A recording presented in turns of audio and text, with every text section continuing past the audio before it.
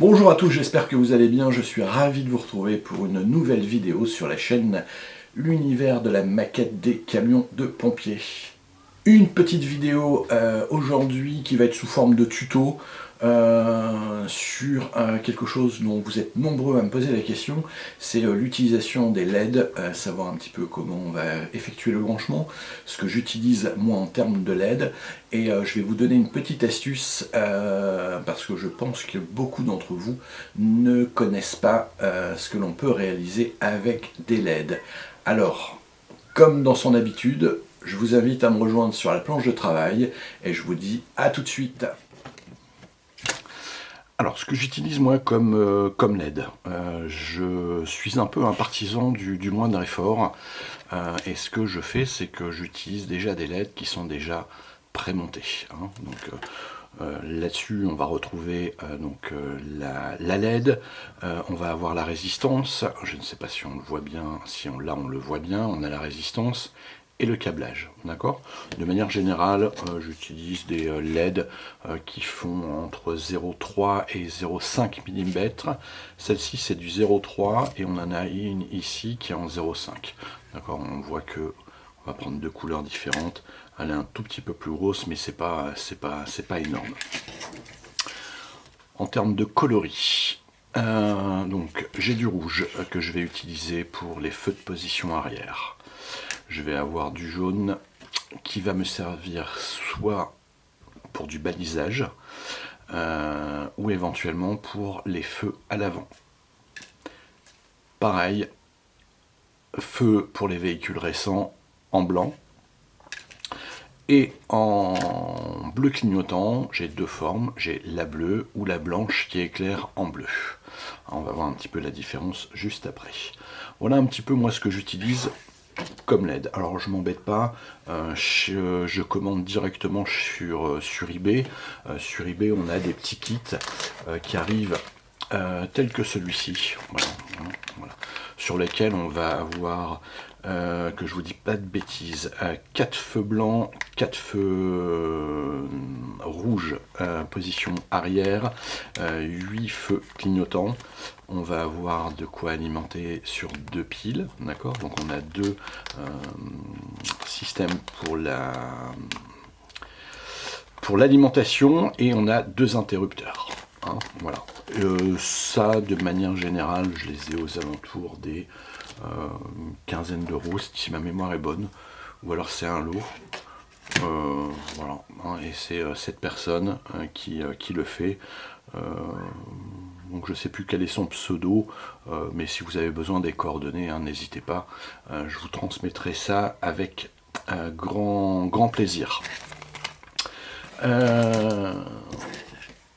Concernant les LED, on va voir un petit peu en ce qui concerne l'alimentation, d'accord? Parce qu'il y en a beaucoup qui se prennent la tête concernant l'alimentation, alors que vous allez voir, c'est quelque chose qui est très simple à réaliser, d'accord? Même moi qui ne suis pas électricien, j'y arrive. Donc pour dire, on va déjà commencer avec une LED, d'accord? On va commencer avec une LED.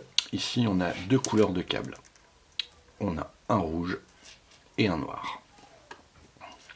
On va prendre la petite pile qui va bien et on va faire une alimentation. Le rouge sur le plus, le noir sur le moins. Et vous voyez, ça éclaire. D'accord? Le rouge positif, le noir négatif. D'accord? Ce qui est important de savoir là-dessus, c'est qu'il faut impérativement respecter les polarités. Si vous faites l'inverse, on va inverser les câbles. Hop, on va prendre le rouge sur le négatif et le plus sur le positif. Et bien il ne se passe rien. Voilà, il faut impérativement respecter la polarité. Si vous avez un souci avec l'alimentation de votre LED, juste inverser les deux câbles, d'accord? Si vous inversez les deux câbles, et automatiquement vous allez voir que ça fonctionne. Ça c'est pour une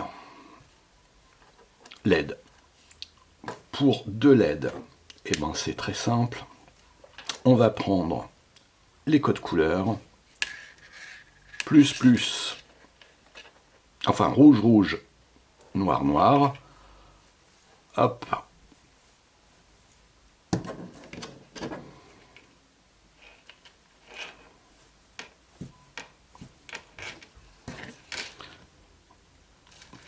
Plus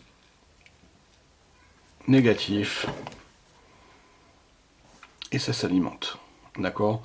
Donc vous voyez, hein, il ne faut pas sortir de Saint-Cyr, je vous dis, hein, comme moi j'y arrive. Si moi j'y arrive, vous allez pouvoir y arriver. D'accord? Uniquement le sens des polarités à respecter et vous allez voir que ça va très très bien fonctionner. Si jamais ça ne fonctionne pas, hein, malgré, je dirais, le bon sens des polarités, regardez, on ne sait jamais, il pourrait quand même y en avoir une dans le lot qui ne fonctionne pas, mais de manière générale, je dirais, ça reste très...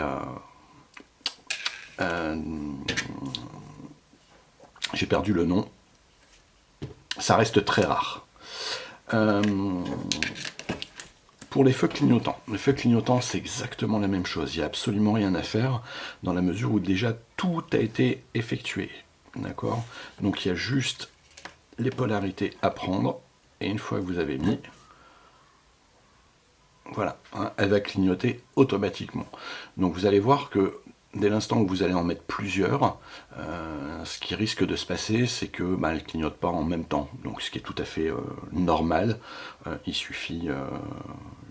c'est ce qui va faire, je dirais, le charme des gyrophares. C'est pareil pour celle-ci, qui est en feu blanc. Hop, que je ne me trompe pas. Parce que je vous dis de respecter la polarité, donc moi il faut que je le fasse. Et voyez, hop. Hop, elle fait de la résistance, celle-ci. Donc, l'ampoule transparente qui clignote en bleu. Donc après ça va dépendre des véhicules, ce que l'on veut faire réellement, mais sur des feux pénétrants par exemple, ça c'est top. Voilà. Donc vous voyez pour l'alimentation, et ça reste pareil hein, sur les clignotants, ce que l'on va faire, hein, c'est on va mettre ensemble les... Alors je vais essayer de le mettre comme ça bien en place. C'est pas les mêmes câblages. J'espère que ça va fonctionner. Excusez-moi, j'improvise un petit peu la dernière seconde. Mais c'est juste pour vous faire voir qu'effectivement, même sur les clignotants, il n'y a aucun souci.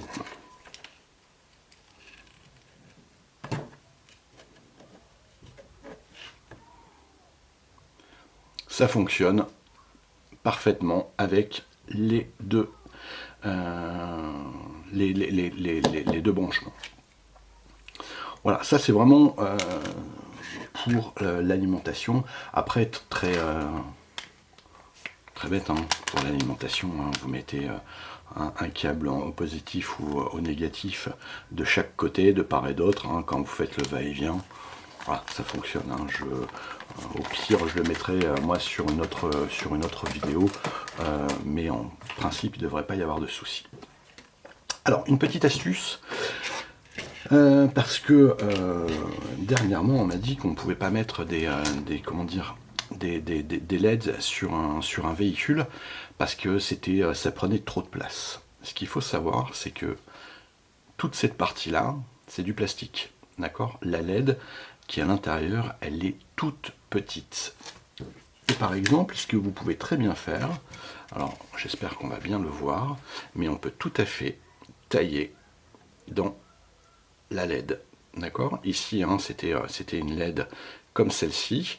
Donc par contre, elle a perdu un petit peu hein, de son éclat. Donc moi, j'utilise ça plus en feu pénétrant. Mais on peut tout à fait, je dirais, le tailler. Pour le tailler, ça reste très simple, hein, et vous allez voir que ça va fonctionner. Et après, je vais vous dire un petit peu comment le tailler. Alors, hop. Décidément. Et voilà. Donc vous voyez que ça fonctionne. Hein, on n'a pas été taillé, donc il faut y aller avec vraiment beaucoup de douceur. Hein, pour pouvoir le tailler. mais je dirais la LED elle est vraiment au bout, hein. Vous avez uniquement du plastique qui va plus servir en guise de décor, hein. Donc c'est très petit. Donc effectivement, on va mettre ça sur le capot d'un véhicule, ça fait pas beau, mais on peut tout à fait imaginer, hein, par exemple, si c'était par exemple un feu rouge, on pourrait très bien le mettre ici à l'arrière, d'accord, pour pouvoir faire une alimentation en carré, pour pouvoir le mettre en rouge. Et d'ailleurs, moi, c'est ce que je vais faire sur ce véhicule, c'est-à-dire que là, je vais venir le positionner. Alors, j'espère que je vais pouvoir le faire parce que là, on a quelque chose derrière. Mais ici, hein, vous positionnez, vous percez, vous mettez ça juste derrière, et sur l'alimentation, hop, impeccable. Pour tailler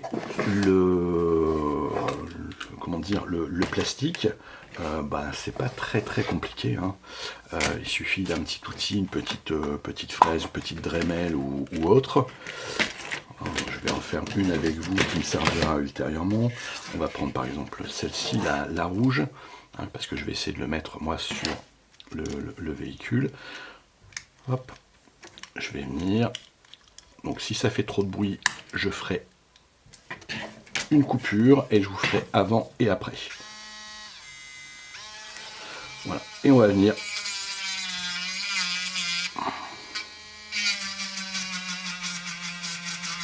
tailler un petit peu.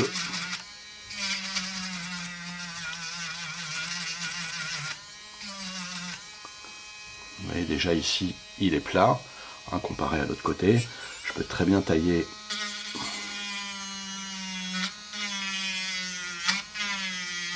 la longueur. Et par exemple, moi, sur mon feu arrière, hein, comme je vous ai fait voir, vous voyez un petit peu, hein, je vais pas...